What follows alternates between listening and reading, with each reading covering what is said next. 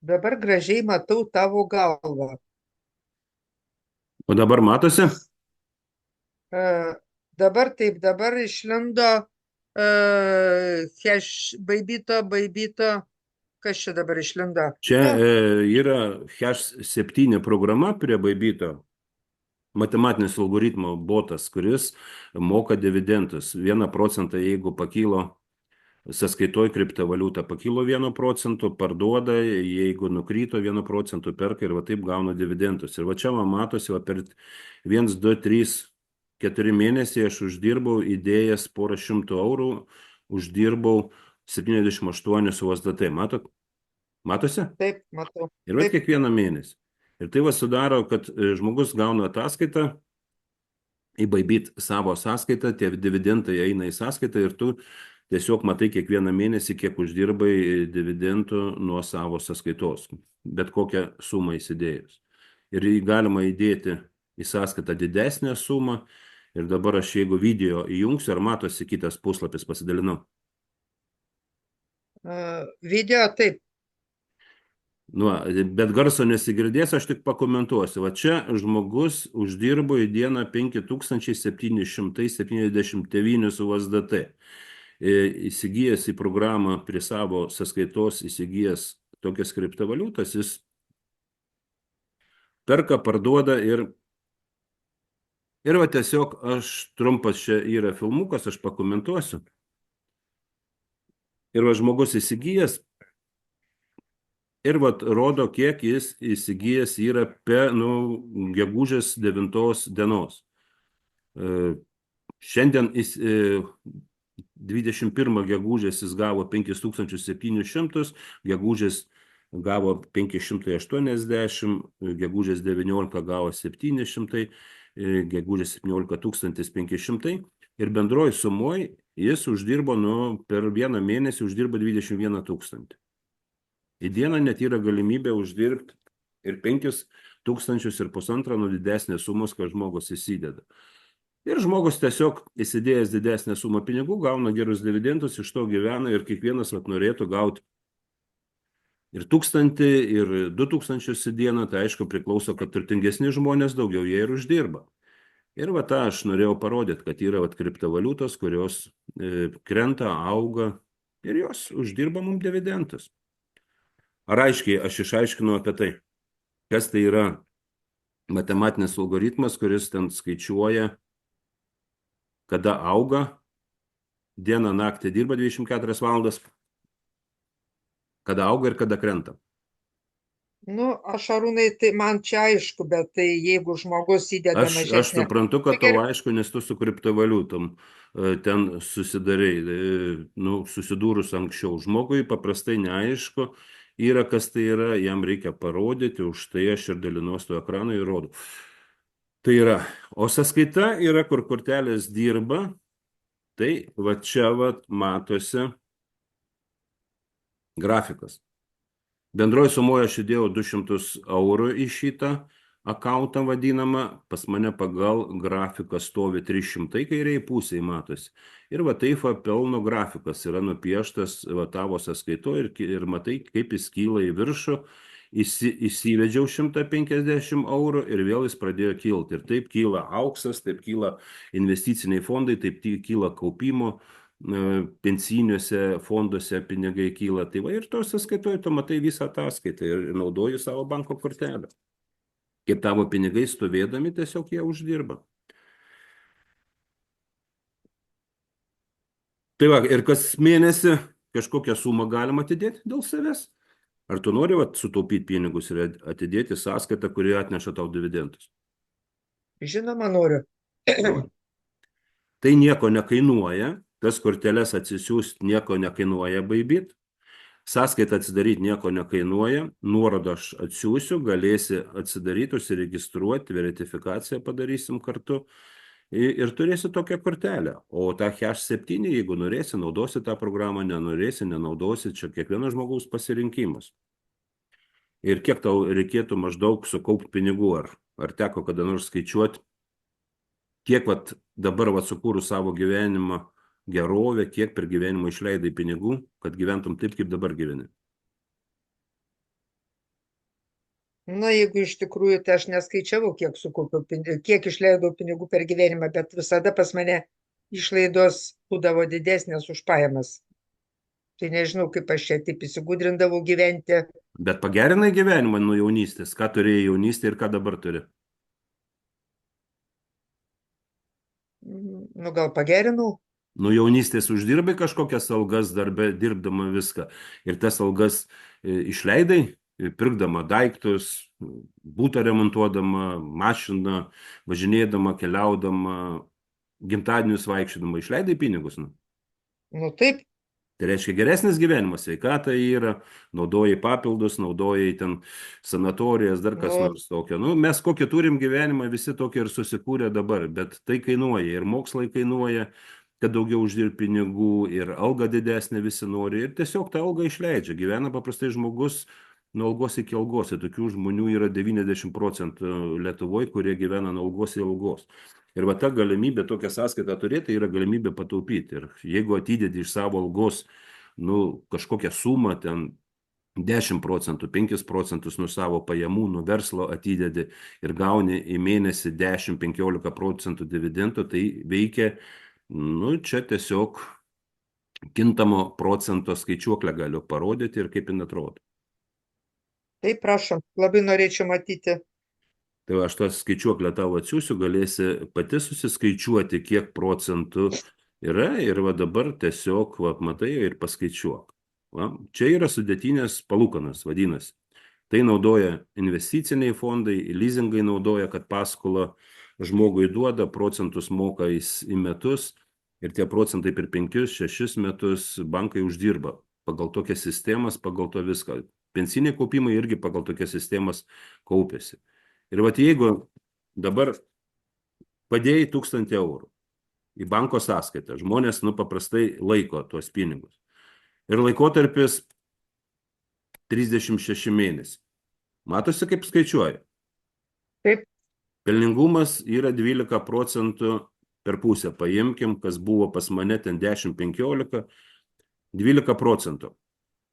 Ir apskaičiuokim. Kas čia gausis? Po 36 mėnesių išmetė grafikas, vieną kartą 1000 žmogus atidėjęs, jis uždirba 12%, 120 į mėnesį tiek dividendų gauna arba palūkanų gauna. Kitą mėnesį 1120 jau pas yra ir jam jau palūkanos mokamos nuo 1120. Tai 134 išeina. Dar kitą mėnesį jau jis gavo 1254 ir 150. Gaunasi dividendas. Žmogui tai neįtikėtina, bet iš tikrųjų taip ir vyksta.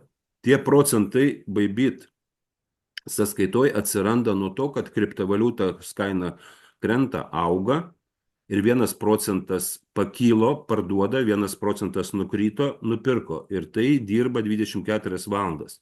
Į nuostolių pinigai yra neparduodami. Tiesiog parduodama tada, kada kaina pakilo. Jeigu nukrito 1%, lauks sąskaitoj pinigai, kol pakils ir jie bus parduodami ir už tai atsiranda dividendai. Ar čia aš aiškiai pasakiau? Tau suprantačiai, kad žinai, kas yra kriptovaliutos? Taip, man aišku. Ir per 24 mėnesius žmogus jau turi sukaupęs nuo to 1000, pas jį padidėja pinigai iki 13 000, vieną kartą 1000 padėjęs. 13 kartų pakyla, nes 12% auga. Ir jau po 2 mėnesių jo pajamos pasyvės yra 1626 eurų. Kada dar jis vienus metus palaukęs, jau sukaupė 52 800 beveik ir jo pasyvios pajamos, apie kurias visi tinklininkai galvoja ir visi svajoja turėti pasyvės pajamas 6300 į mėnesį yra. Tai žmogus jau gali oriai gyventi, sukaupęs tokią sumą pinigų 502 000 ir gaudamas pajamas kiekvieną mėnesį po 6 000 už tai, kad neina į darbą, už tai, kad teisingai padėjęs pinigus, už tai, kad tie pinigai daro pinigus ir jie uždirba. Taip visam pasaulyje turtingi žmonės uždirba iš pinigų, daro pinigus ir jie moka tos procentus gauti, bet paprastai jie džiaugiasi, kad 15 metinių palūkanų gauna. Ar nori atsidaryti tokią sąskaitą? Taip, noriu, žinoma. Tai aš tau atsiunčiu nuorodą Bybito, atsidaryti šitą sąskaitą gali. Ir Hash7 programėlės irgi nuoroda. Tos nuorodos yra Google Pay. Ja atsidarius, jokių finansinių įsipareigojimų nėra, nes tuos pinigus tu įdedi į savo sąskaitą. Niekam neduodi, nėra pasitikėjimo sutarties, kad kažkas valdytų tavo pinigus, kažkas darytų. Visi pinigai yra tavo sąskaitoj, kiek norėsi, tiek įsidėsi. Ir ta programa Hash7 tau tik tai padeda iš tų pinigų padaryti pinigus, uždirbti dividendus. Nori žmogus laiko taip sąskaitoj, irgi ten auga, kaina, kaip aš rodžiau, grafiką va šitą, Bybit. Stovėdami pinigai irgi per ilgą laiko tarpo jie užauga. Ir jūs, kaip tas grafikas čia nukrytęs yra, tai buvo jau užaugę iki 443 USDT, aš įsivedžiau, likutis pasidarė 169 USDT ir vėl pradėjo augti. Tai va čia įrodymas, kad galima bet kada pinigus pasimti, įsivesti banko kortelę, savo Bybit kortelę ir dar mokant parduotuvėse, dar moka procentus kažkokios tai 0,01% už tai, kad jūs perkat su ta kortelė, dar yra papildomos pajamos. Tai aš atsiųsiu nuorodą, Hash7 ir Bybit. Tiesiog padarysim nuotoliniu būdu registraciją, padėsiu tą vertifikaciją padaryti, susigaudyti, kaip ten užsiregistruoti, ką padaryti, ir tai trunka 5-10 minučių.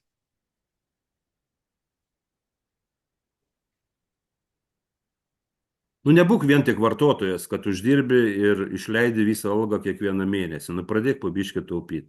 Ir jeigu atidėsi savo ar 50 ar 100 eurų kiekvieną mėnesį, tau tik tai nuo to bus geriau ir pelningiau. Ir dabar aš pakeisiu tą skaičiuoklę, pasižiūrėk, žmogus atidėjo porą šimtų, vieną kartą padarė. Tai jau nedidelė suma, negazina, gal 1000 gazina suma. Ir jis kiekvieną mėnesį jis atideda po 100 eurų. Ir apskaičiuoja mes. Čia vėl rodo, 200 įdėjau, 24 uždirbta, 12% per mėnesį, ir dadėjau iš savo pensijos, ar iš savo algos, ar iš savo pelno, dadėjau 100 eurų. Ar tai aiškiai aš pasakiau? Taip, aišku. Tiesiog iš vienos sąskaitos, kur gauni algą, pervedė į šitą sąskaitą ir padėjai pinigus, kuriuos galėsi bet kada panaudoti, jeigu bėda atsitiks arba poreikis atsiras. Po 24 čia yra mažesnė suma, neskausmingai gali atidėti, lygiai taip pat kaip už leasingus. Mašiną nusipirkai, leasingą moki, neskausmingai, kiekvieną mėnesį per 5 metus įsimokė, turi daiktą ir naudoti. Jau po 24 mėnesių turėsi 1500 pasyvių pajamų po 2 metų, taupydama tai pinigų, kuriuos gali leisti ir prie savo atlyginimo, prie savo pensijos, prie savo gyvenimo prisidėti tuos pinigus. Važiuoti kelionę, leisti, nes kitą mėnesį vėl ateis tie pinigai, nes 100 eurų jeigu atidedi iš tų išleistų pinigų, kelionės nekainuoja 1000 eurų išvažiuoti į Ispaniją ar ten Turkiją pailsėti, po 36 mėnesių turi tuos pačius 53 000, biški daugiau negu ten 1000 vien tik padėjus, ir 6000 yra pasyvios pajamos. Ar tai skausminga žmogui 100 eurų pataupyti mėnesį, neišleisti juos visus vartojimui?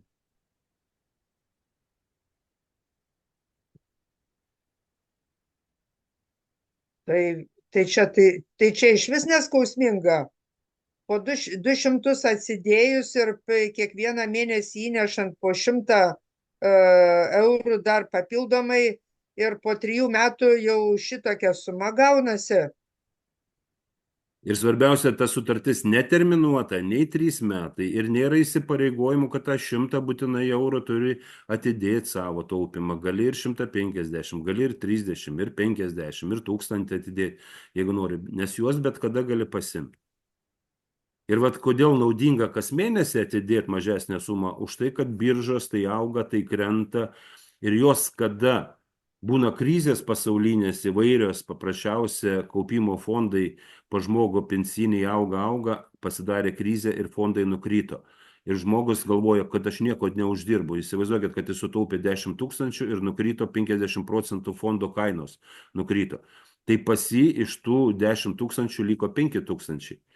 Ir tada nuo 5 tūkstančių jam vėl skaičiuojamos yra palūkanos tas 10% ar 5% ar 3%, nu, aš kalbu apie kaupimus, tos pensinius. Bet tas 10 tūkstančių pasieks tą sumą tik tai po 10 metų, nes palūkanos nebe nuo 10%, ne nuo 10 tūkstančių skaičiuojas, o skaičiuojasi nuo 5 tūkstančių. Ir 10% nuo 5500, jau nuo 10 tūkstančių 10% tūkstantis yra.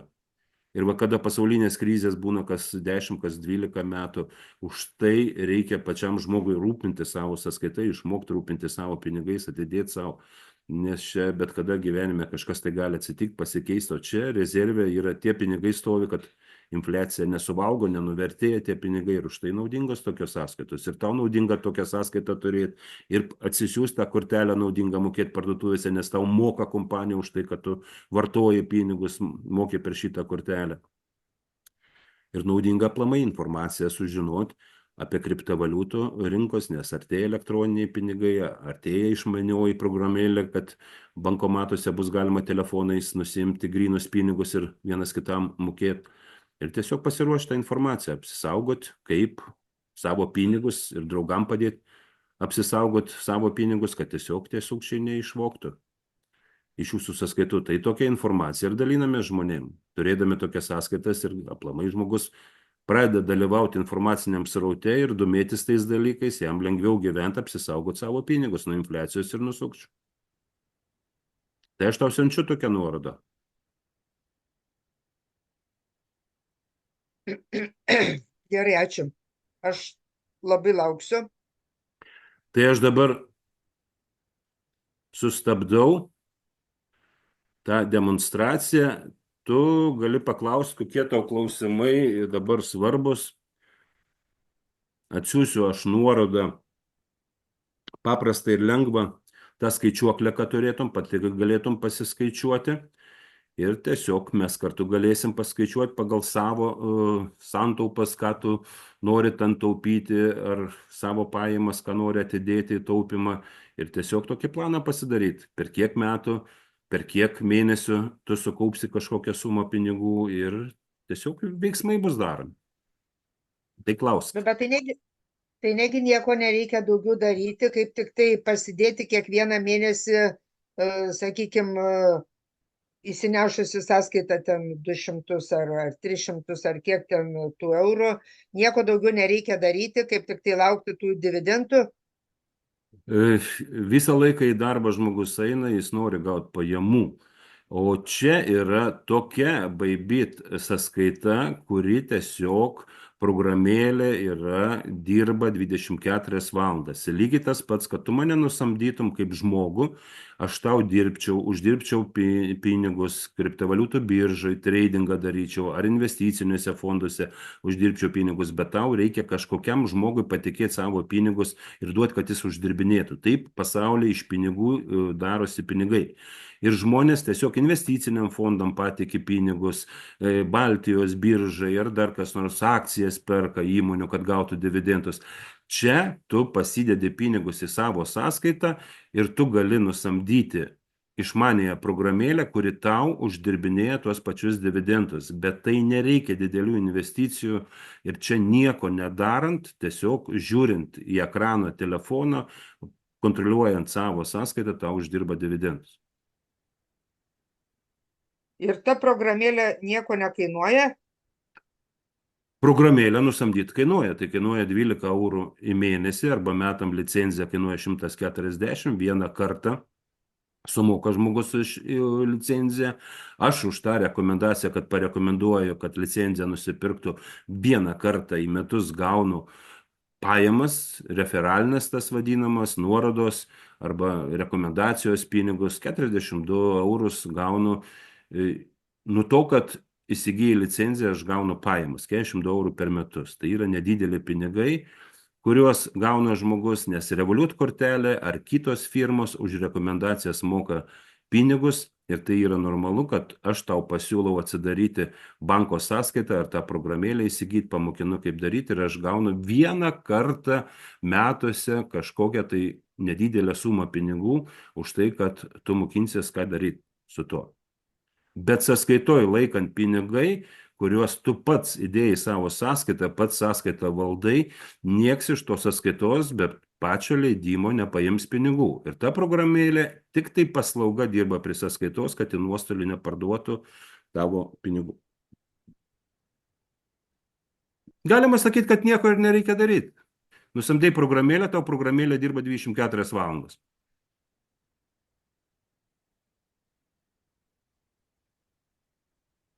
Ar atsakiau į klausimą?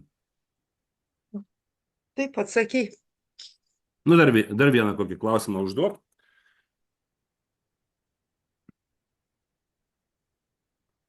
O Nu, tai, jeigu klausai.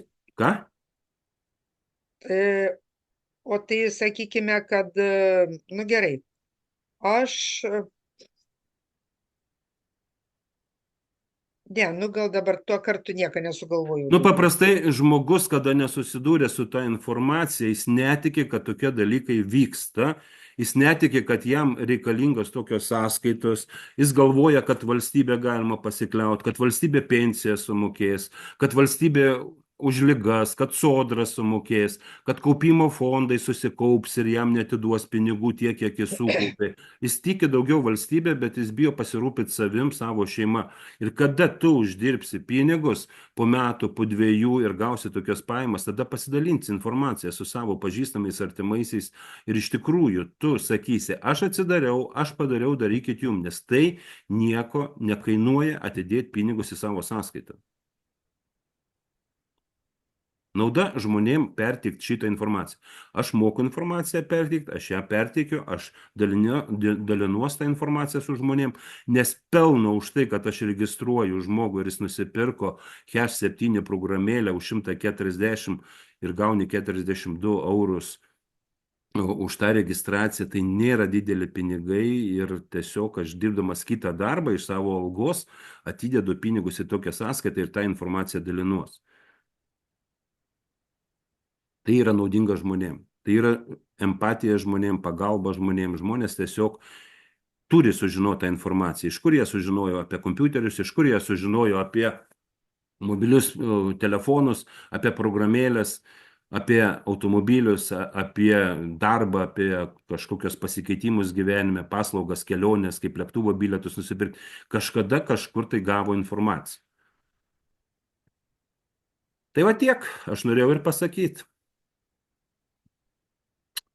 Gerai, ačiū Genutė, tai aš tau tada nuorodas nusiųsiu, tu registraciją padaryk ir padėsiu aš tau užregistruoti, gerai?